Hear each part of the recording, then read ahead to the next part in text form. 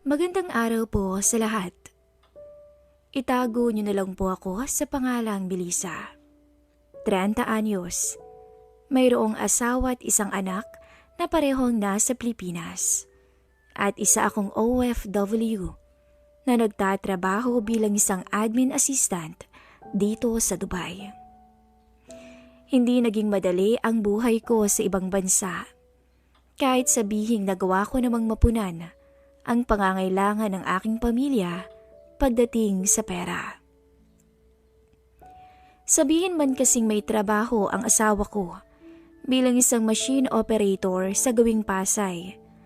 Ngunit hindi iyon naging sapat dahil habang lumalaki ang anak namin ay mas tumataas din ang gastos namin para sa pag-aaral nito. Dahil nga hindi naman ito ang unang beses na sumubok akong makipagsapalaran sa ibang bansa, ay wala akong ibang choice kung hindi muling magtiis na malayo sa aking pamilya. Madalas akong naho-homesick, kung kaya't laking pasalamat ko sa tuwing nakakausap ko ang pamilya ko. Pero minsan, may mga pagkakataon ding natutulugan nila ako, marahil dahil pagod sa eskwelahan at trabaho ang mga ito. Oh, John, mabuti naman at pinayagan kang gumala ngayon ng boss mo. Tanong ko sa aking kumpare. Nang muli kaming magkita sa isang salo-salong hinanda ng mga miyembro ng Filipino community sa syudad na pinagtatrabahuhan ko. Isang beses, isang linggo kasi kung magplano ang mga ito ng get-together. Pero lulubog lilitaw naman si John dahil minsan tinatambakan siya ng kaliwat ka ng kota ng kumpanya kung saan siya nagtatrabaho. Sinabi kong may date ako kaya pumayag. Ayos bang naging palusot ko? Sabi niya. Hindi pa man nakakawala ang tawa ko, pero mas nauna na nitong pinagtawanan ang sarili niya. Paano kapag hinanapan ka ng pruweba? May babae ka bang ipapakita? Tanong ko ngunit makahulugan lamang ako nitong tiningnan, tsaka ngumiti. Hindi ako nakaimik nang kinuha nito ang cellphone na nasa bulsa ng polo niya, tsaka mabilis na tumabi sa akin. Hindi ba pwedeng ikaw na lang ang ipakilala ko? Picture lang naman ang hihingi ng mga yun eh. Imposibleng hindi sila maniwala sa ganda ng kadate ko. Pambobola pa niya. Lihim na kinilig naman ako. Kahit ayaw ko sinabing yun ni kumpare. Kahit kasi sabihing may isa na akong anak, ay masasabi ko namang may laban pa rin ako kung pisikal na anyo ang pag-uusapan. Madalas ngang sinasabi ng mga taong nakakasalamuha ko na magkahawig daw kaming dalawa ni Marian Rivera. Morena lamang daw ako, habang maputi naman ang artistang inihahambing nila sa akin. Hindi naman sa nagmamayabang, pero kahit sabihing may dati akong operasyon dahil CS kong isinilang ang anak ko, ay napapalingon pa rin naman ang mga lalaki sa tuwing dumadaan ako sa kanila. Hindi pa rin kasi nawawala ang magandang korte ng katawan ko, katulad nung dalaga pa ako. Hindi ka naman magagalit, di ba Mari? Tsaka sisiguraduhin ko namang hindi makakarating kay kumpare ang picture na ito. Dagdag pa ni John bago muling tiningnan ang kanyang cellphone. Tsaka alam mo, walang panama ang mga babaeng gumagamit ng filter sa'yo, no? Imbis na mainis sa mga sinasabi nito, ay natawa na lamang ako. Alam ko kasing gumagawa lang si John ng paraan para kahit papaano ay makahinga ng konti sa nakaka-stress niyang employer. Sabi nga nila, swertihan dito kung mapupunta ka sa mababait na amo. Hindi lamang iyon para sa mga domestic helper nangyayari, kung hindi maging sa amin na mas piniling sumubok na magtrabaho sa mga mall at opisina dito. Laking pasalamat ko na lang nga at mababait ang may-ari ng kumpanyang pinagtatrabahuhan ko. Kung kaya naman kahit minsan tambak ang trabaho, ay hindi ko naramdaman ang bigat ng mga ito dahil masaya naman ako sa ginagawa ko. Basta huwag mo lang sasabihin sa kanilang pangalan ko. Alam mo namang masyado ng maliit ang mundo ngayon. Baka mamaya hanapin nila ako online at makita nilang may asawa at anak na ako. Balik Pinas talagang mangyayari sa atin kung magkataon dyan. Sumang-ayon naman nito at saka nangako sa aking mag-iingat siya. Oras na pinakita nito sa boss niyang totoong may kadate siya at kapwa Pinoy din to. Nagpatuloy ang kulitan naming dalawa matapos naming mag-boodle fight. Tuwang-tuwa naman ang mga kasamahan naming nakikinig din sa usapan. Masasabi ko tuloy na kahit papaano ay naibsan ang lungkot na nararamdaman ko. Pero ang inakala kong saya ay napalitan ng lungkot nang mabasa ko ang chat mula sa aking asawa. Kaya naman pala kanina pa ring ng ring ang cellphone ko dahil pumunta pala doon ang nanay niya. Nangihiram daw ng perang pampatanim sa palayan. Napailing naman ako bago sumagot dito. Kailangan na ba agad? Hindi pa ako sumasahod. Sa katapusan din ang sahod mo, kaya wala ka rin pwedeng ipahiram sa kanila, di ba? Hinintay ko ang magiging sagot ng asawa ko, ngunit offline na ito. Siguro'y naging abala na siya sa biran ko. Lalo na't gusto pa naman itong ine-entertain siya ng mabuti kapag pumupunta ng bahay. Maliban sa merienda, kailangan may dala rin tong pera pag uwi. Gustuin ko mang pahiramin to ngunit sa pagkakatanda ko ay sinama ko naman sila sa budget ko noong nakaraang buwan. Laking gulat pa nga ng mister ko nang sinabi ko ritong bigyan niya ng 5,000 ang nanay niya. Dahil medyo magaan naman ang budget namin ng buwan na yun. Isa ring dahilan kung bakit nadagdagan ko ang naitabi kong pera sa bangko na bala ko sanang gamiting pang negosyo oras na matapos na ang kontrata ko dito sa December. Melissa, may problema ba? Kung hindi ko pa narinig ang boses ni John, ay tuluyan na siguro akong nalunod sa lalim ng iniisip ko. Masyado bang halata yung stress sa pagmumukha ko? Tanong ko sa kanya para makasiguradong totoo ngang mahalata sa mukha ko ang hirap ng sitwasyon. Baka magalit ka kapag sumagot ako ng... Anya na halatang nagdadalawang isip pa bago muling nagsalita. Medyo lang naman. Kanina pa kasi nakakunot ang noo mo habang hawak mong cellphone mo. Agad naman akong nahiya sa sinabi nito. Ibig sabihin kasi noon, hindi lang siya ang nakahalata ng biglang pagbabago ng mood ko, kung hindi ang mga taong nakapaligid sa amin. Hindi ko pinahalata kay John na nalungkot ako dahil sa sinabi niya kung hindi sinubukan ko pa rin gawin ang lahat upang maibalik sa normal ang mood ko. Kung kailangan mo ng kausap, nandito lang ako. Seryoso niyang sambit. Pero nang muli siyang magsalita, ay napansin kong gumawa ito ng paraan para mapagaan ang loob ko. Pero kung kailangan mo ng taong magpapasaya sa'yo, nandito lang din ako. Ayos ba? Anya tsaka nakakalokong ngumiti sa akin.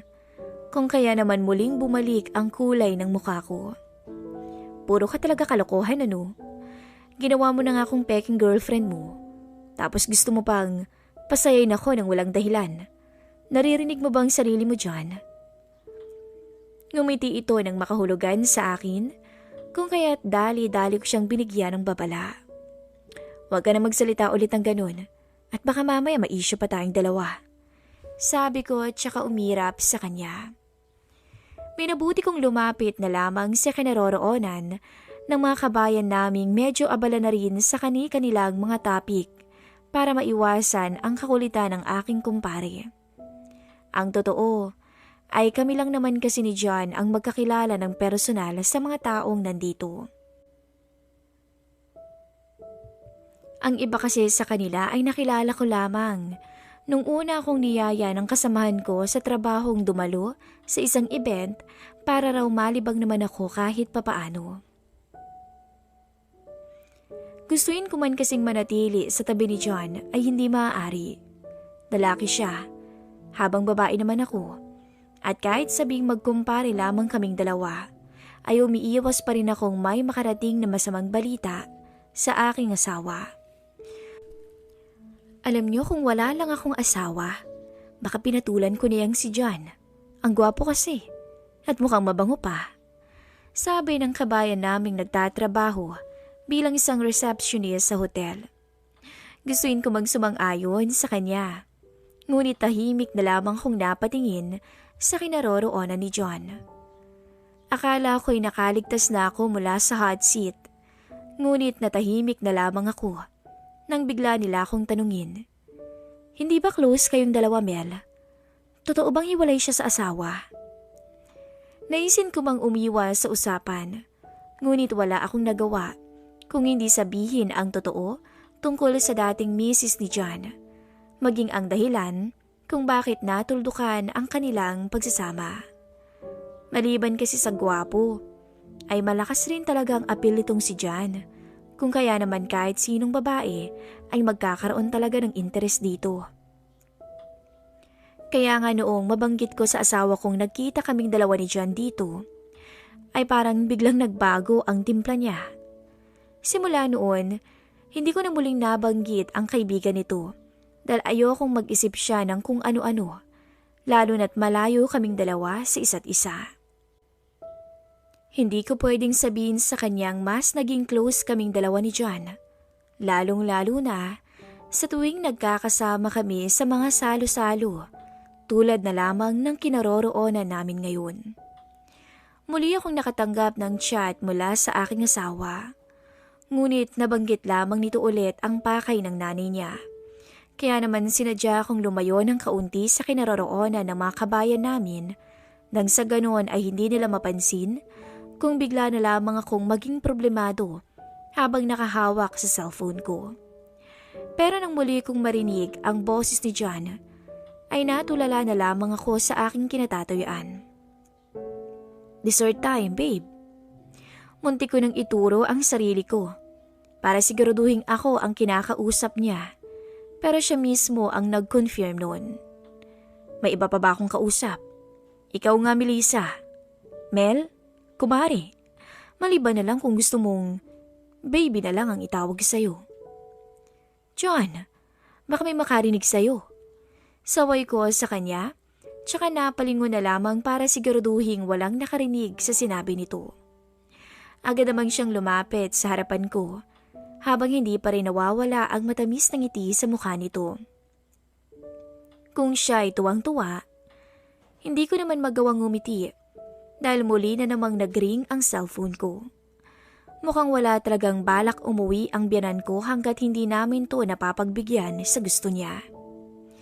Sinubukan kong itago ang pinaghalong inis at frustrasyong nararamdaman ko, ngunit hindi naman to nakaligtas kay John. Kung gusto mong magkwento, handa naman akong makinig. Pwede ba kitang ilibre ng kape at dark chocolate cake kung gusto mo? Sinubukan kong panlabanan ang kagustuhan kong tanggapin ang paanyaya nito, ngunit sa huli ay mas nangibabaw pa rin ang kagustuhan kong maisaboses ang nagpapabigat ngayon sa aking damdamin.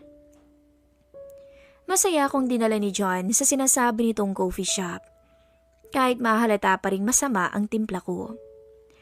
Hanggang hindi ko na malayan na dahil sa mga biro at matatamis na mga salitang sinabi ni John sa akin, ay unti-unti na rin bumalik sa normal ang mood ko. Kung kanina ay paray o panay ang pangungontra ko sa kanya, ngayon ay tila mas lumawak ang koneksyon naming dalawa. Huli na nang mapansin kong nahaluan na ng lambing at landi ang mga biruan naming dalawa. Kung wala ka bang asawa, magugustuhan mo ko? Nakangiting tanong niya sa akin. Hindi naman ako umiwas. Bagkus, may ngiti ko pa siyang sinagot.